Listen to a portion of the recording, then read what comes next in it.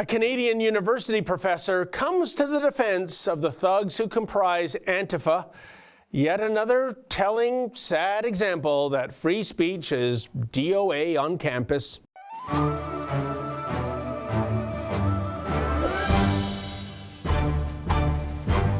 In a letter to the editor of Now magazine, which is Toronto's leftist Bible, or would that be Quran, Cynthia Levine-Rasky, a professor with the Department of Sociology at Queen's University in Kingston, Ontario, actually goes to bat for Antifa. If the letter was meant as a parody, it would be hilarious, Monty Python-esque, I dare say, but the letter is heartfelt, and that makes it disturbing. I'll quote it verbatim in its entirety. Quote, "Many people are critical of the anti-fascist activities who protest rallies like the one in Nathan Phillips Square on August 11th, end quote. Actually, there was no rally at Nathan Phillips Square on August 11th. There was one scheduled, but it was canceled 2 days before August 11th.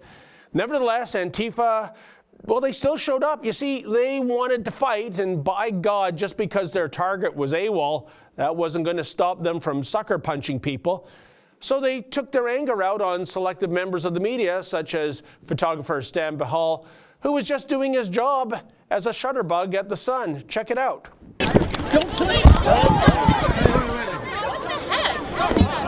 Oh, so much for that love trumps hate, eh? Anyway, back to Professor Levine-Rasky's letter. Quote, "But they, Antifa, are taking risks that the rest of us will not in protecting so-called minorities and anyone who happens to like democracy from very violent people," end quote. Wow, what a convoluted paragraph. Like, why does she put the word minorities in quotation marks?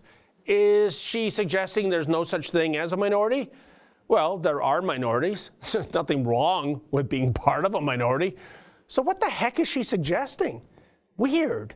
And when she speaks of her love of democracy, she seems to prefer a democracy that will not allow offensive free speech. But a democracy without freedom of speech, well, that's really not much of a democracy at all.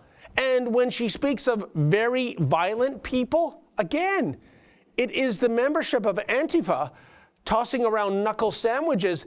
That's what makes them the violent ones. Folks, Google Antifa violence and you will be treated to a smorgasbord of despicable, cowardly behavior the world over. But somehow Antifa members are the victims? Again, it's just so weird.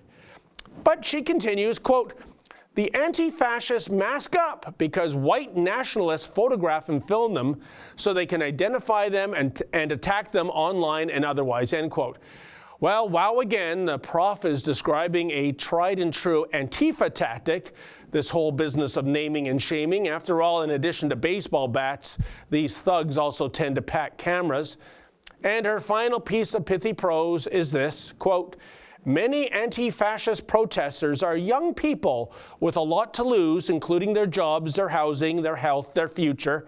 We need to stop labeling these frontline activists since surely all of us are against white supremacy," end quote. Again, the professor's take is stunning for all the wrong reasons. Yes, if these young people lose their job, their future, etc., because they're going to jail for committing assault, well, good. They're criminals. There are consequences to breaking the law. As Beretta would say, don't do the crime if you can't do the time. And what's this rubbish about the war against white supremacy? For goodness sake, somebody buy this gal a calendar and a map.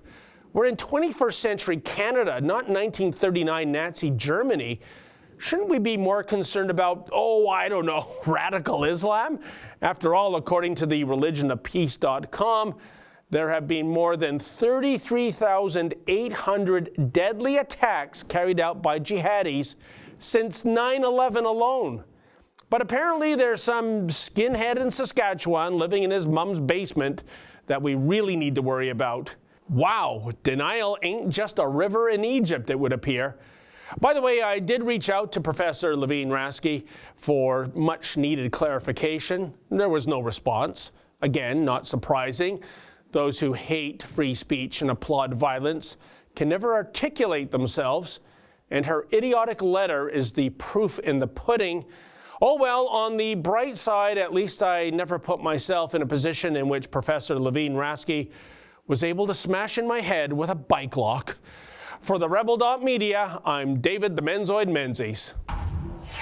Hey folks, the Rebel has a new app. Please download that app and take the Rebel with you wherever you go.